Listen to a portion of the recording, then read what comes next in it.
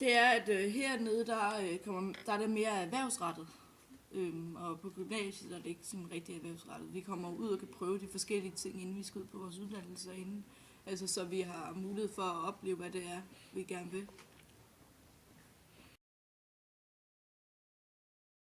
Ja, det gør jeg.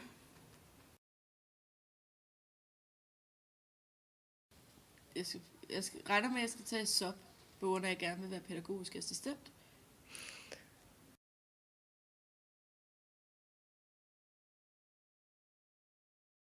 Ja, det har vi.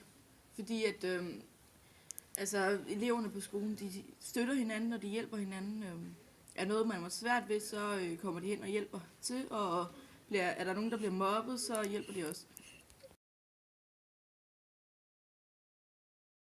Ja, det gør jeg. Jeg har fået meget bedre karakterer i forhold til 9. klasse, fordi at vi får mange, det er nemmere at gøre det her, på grund af, at vi får nogle lettere materiale, kan man sige. Det er dejligt, fordi der er så mange muligheder. Fordi at jeg vil